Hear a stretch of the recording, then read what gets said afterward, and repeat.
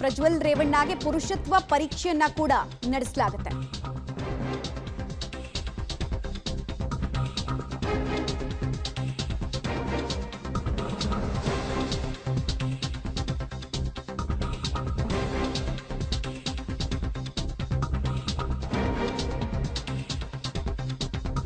ಪ್ರಜ್ವಲ್ ರೇವಣ್ಣಗೆ ಪುರುಷತ್ವ ಪರೀಕ್ಷೆ ನಡೆಸೋದಕ್ಕೂ ಕೂಡ ಎಸ್ಐಟಿ ಅಧಿಕಾರಿಗಳು ಸಿದ್ಧತೆಯನ್ನ ಮಾಡ್ಕೊಳ್ತಾ ಇದ್ದಾರೆ.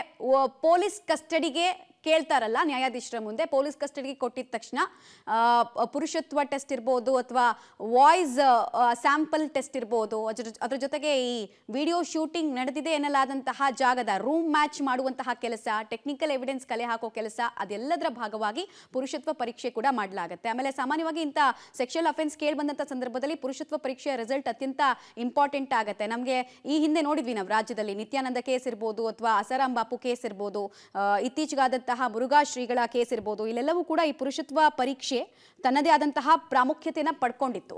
ರೈಟ್, ಡೀಟೇಲ್ಸ್ ಕೊಡ್ತಾರೆ ಮುರಳಿ. ಈಗ ಪುರುಷತ್ವ ಪರೀಕ್ಷೆಯ ಜೊತೆಗೆ ಇನ್ನು ಯಾವ್ಯಾವ ಟೆಸ್ಟ್ಗಳನ್ನ ಮಾಡೋದು, ಎವಿಡೆನ್ಸ್ ಕಲೆ ಹಾಕೋ ನಿಟ್ಟಿನಲ್ಲಿ ಪ್ರಮುಖ ಪಾತ್ರವನ್ನು ವಹಿಸ್ತಾ ಇದೆ ಎಸ್ಐಟಿ ಅಧಿಕಾರಿಗಳಿಗೆ, ಅದಕ್ಕೆ ಬೇಕಾಗಿರೋ ತಯಾರಿ PCA ನಂತರ ಹೇಗಾಗುತ್ತೆ ಅಂತ? ಮಮತಾ, ಏನಂದ್ರೆ ಗರಿಷ್ಠ 14 ದಿನಗಳ ಕಾಲಾವಕಾಶ ಇದೆ. ಇವತ್ತು ನ್ಯಾಯಾಧೀಶರು ಎಷ್ಟು ದಿನಗಳ ಕಾಲ ಅವ್ರನ್ನ ಪೊಲೀಸ್ ಕಸ್ಟಡಿಗೆ ಕೊಡ್ತಾರೆ ಅನ್ನೋದ್ರ ಮೇಲೆ ಡಿಪೆಂಡ್ ಆಗುವಂಥದ್ದು. ಯಾಕೆಂದ್ರೆ ಅವರ ಪೊಲೀಸ್ ಕಸ್ಟಡಿಗೆ ಕೊಡೋ ಸಂದರ್ಭದಲ್ಲಿ ಏನಾದರೂ ಕೋರ್ಟ್ನಲ್ಲಿ ಯಾವ್ದಾದ್ರು ಪ್ರಮಾಣ ಪತ್ರನ ಸಲ್ಲಿಕೆಯನ್ನ ಮಾಡುವಂಥದ್ದು ಅಥವಾ ನಾನು ಈ ರೀತಿಯ ಪ್ರಕರಣದಲ್ಲಿ ಭಾಗಿಯಾಗಿಲ್ಲ ಅಂತ ಹೇಳಿ ಮಾಹಿತಿಯನ್ನ ಕೊಡುವಂಥದ್ದು, ಜೊತೆಗೆ ತನ್ನ ದೇಹದ ಬದಲಾವಣೆಗಳ ಬಗ್ಗೆ ಮತ್ತು ಲೈಂಗಿಕ ಕ್ರಿಯೆಗಳ ಬಗ್ಗೆ ಏನಾದರೂ ಮಾಹಿತಿಯನ್ನ ನೀಡುವಂಥದ್ದು, ಆ ರೀತಿ ಏನಾದರೂ ಆದ್ರೆ ಆ ಸಂದರ್ಭದಲ್ಲಿ ಅವರ ಪುರುಷತ್ವ ಪರೀಕ್ಷೆಯನ್ನ ಮಾಡುವಂಥದ್ದು. ಅದಿಲ್ಲ ಏನಾದರೂ ಅವ್ರೇನಾದ್ರೂ ರೀತಿಯ ಪ್ರಮಾಣ ಪತ್ರವನ್ನು ಸಲ್ಲಿಕೆ ಮಾಡದೇನೆ ವೈದ್ಯಕೀಯ ಪರೀಕ್ಷೆ ವಿಚಾರಕ್ಕೆ ಸಂಬಂಧಪಟ್ಟಂತೆ ಯಾವುದೇ ಸ್ಪಷ್ಟೀಕರಣ ಕೊಡದೆ ಆದ ಸಂದರ್ಭದಲ್ಲಿ ಸಾಮಾನ್ಯವಾಗಿ ಆರೋಪಿಗಳಿಗೆ ಯಾವ ರೀತಿಯಲ್ಲಿ ವೈದ್ಯಕೀಯ ಮೆಡಿಕಲ್ ಚೆಕಪ್ಗಳಂತ ಏನು ಹೇಳ್ತಾರೆ ಆ ಮೆಡಿಕಲ್ ಚೆಕಪ್ಗಳನ್ನ ಮಾಡ್ತಾರೆ. ಜೊತೆಗೆ ವೀರ್ಯ ಸ್ಯಾಂಪಲ್ಸ್ ಅನ್ನ ಕಲೆಕ್ಟ್ ಮಾಡುವಂಥದ್ದು ಮತ್ತು ಬೇರೆ ಬೇರೆ ಪ್ರಕ್ರಿಯೆಗಳು, ಆ ಪ್ರಕ್ರಿಯೆಗಳಿಗೆ ಚಾಲನೆಯನ್ನ ಕೊಡ್ತಾರೆ. ಆ ಪ್ರಕ್ರಿಯೆಗಳು ಕೂಡ ಆಗುವಂಥದ್ದು. ಇದು ವೈದ್ಯಕೀಯ ಪರೀಕ್ಷೆ. ಅಂದ್ರೆ ಹಠಾತ್ ಸಂಭೋಗ ಆಗಿದೆಯಾ ಅನ್ನೋದ್ರ ಬಗ್ಗೆ ಒಂದು ತಿಳ್ಕೊಳ್ಳುವಂಥದ್ದು, ಅತ್ಯಾಚಾರವನ್ನ ಮಾಡಿದಾರ ಅನ್ನೋದ್ರ ಬಗ್ಗೆ ತಿಳ್ಕೊಳ್ಳೋದಕ್ಕೆ ಇದು ವೈದ್ಯಕೀಯ ಪರೀಕ್ಷೆ. ಇನ್ನೊಂದು ಧ್ವನಿ ಪರೀಕ್ಷೆ ಯಾಕೆ ಅಂತ ಹೇಳಿದ್ರೆ, ಈಗ ಬಂದಿರುವಂತಹ ವಿಡಿಯೋ ತುಣುಕುಗಳೇನಿದೆ ಅದರಲ್ಲಿ ಸಾಕಷ್ಟು ಆಡಿಯೋಗಳಿದಾವೆ. ಅಂದ್ರೆ ಒಬ್ಬ ಪುರುಷ ಸಂಬೋಧಿಸುವಂತ ಆಡಿಯೋ ಕ್ಲಿಪ್ಪಿಂಗ್ಗಳಿದಾವೆ. ಅದನ್ನ ಕನ್ಫರ್ಮೇಶನ್ ಅನ್ನ ಮಾಡ್ಕೊಳ್ಳೋದಕ್ಕೆ ಪ್ರಜ್ವಲ್ ರೇವಣ್ಣ ಅವರ ಆಡಿಯೋ ಸ್ಯಾಂಪಲ್ ಅನ್ನು ಕೂಡ ತೆಗೆದುಕೊಳ್ಳುವಂತ ಪ್ರಕ್ರಿಯೆಯನ್ನ ಮಾಡ್ತಾರೆ. ವಿಧಿವಿಜ್ಞಾನ ಪ್ರಯೋಗಾಲಯದ ಅಧಿಕಾರಿಗಳನ್ನ ಇಲ್ಲಿಗೆ ಕರೆಸುವಂಥದ್ದು, CID ಕಚೇರಿಗೆ ಕರೆಸುವಂಥದ್ದು, ಅಲ್ಲಿ ಒಂದು ಆಡಿಯೋ ಕ್ಯಾಪ್ಚರ್ ಅನ್ನ ಮಾಡ್ಕೊಳ್ತಾರೆ. ಅಂದ್ರೆ ಈಗ ಚುನಾಯಿತ ಸದಸ್ಯರ ಜೊತೆಯಲ್ಲಿ ಒಂದಷ್ಟು ಮಾತುಕತೆ, ಅಂದ್ರೆ ವಿಡಿಯೋ ತುಣುಕಿನಲ್ಲಿ ಒಂದಷ್ಟು ಮಾತುಕತೆ ಇದೆ.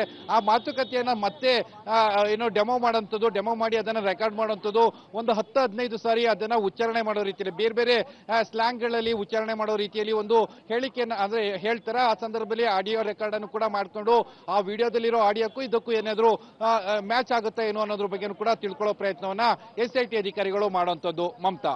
ರೈಟ್ ಮುರಳಿ, ಹಾಗೆ ಸಂಪರ್ಕದಲ್ಲಿರಿ, ವಾಪಸ್ ಬರ್ತೀನಿ. ಒಟ್ಟಿನಲ್ಲಿ ಪುರುಷತ್ವ ಪರೀಕ್ಷೆಗೆ ಸಂಬಂಧಪಟ್ಟಂತೆ ಟೆಸ್ಟ್ ಮಾಡೋದಕ್ಕೆ ವೈದ್ಯಾಧಿಕಾರಿಗಳು ಹಾಗೂ SIT ಅಧಿಕಾರಿಗಳು ಸಿದ್ಧತೆಯನ್ನು ಮಾಡ್ಕೊಂಡಿದ್ದಾರೆ. ಬಟ್ ಇದೆಲ್ಲವೂ ಸಾಧ್ಯ ಆಗೋದು PCA ನಂತರ.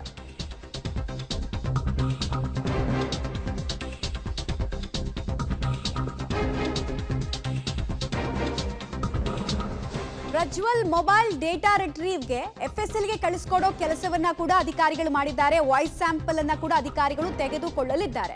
ಅತ್ಯಾಚಾರ ಪ್ರಕರಣಕ್ಕೆ ಸಂಬಂಧಪಟ್ಟಂತೆ ಪ್ರಜ್ವಲ್ರನ್ನ ಈಗಾಗಲೇ ಅರೆಸ್ಟ್ ಮಾಡಲಾಗಿದೆ. ಸಾಕ್ಷಿಗಳನ್ನ ಕಲೆ ಹಾಕೋ ಕೆಲಸವನ್ನ ಮಾಡಲಾಗ್ತಾ ಇದೆ. ಹಾಗೆ ಈ ವಿಡಿಯೋ ಶೂಟಿಂಗ್ ನಡೆದಿದೆ ಅನ್ನಲಾದಂತಹ ಮದರ್ ಡಾಕ್ಯುಮೆಂಟ್ ಇರೋ ಮೊಬೈಲ್ ಯಾವುದು ಅನ್ನೋದನ್ನ ಕೂಡ ಅಧಿಕಾರಿಗಳು ಫೈಂಡ್ ಮಾಡಬೇಕಾಗಿದೆ. ಆ ಮದರ್ ಡಾಕ್ಯುಮೆಂಟ್ ಸಿಕ್ಕಾಗಲೇ ಇಡೀ ಪ್ರಕರಣದ ತನಿಖೆ ಇನ್ನಷ್ಟು ವೇಗ ಪಡ್ಕೊಳ್ಳೋದು.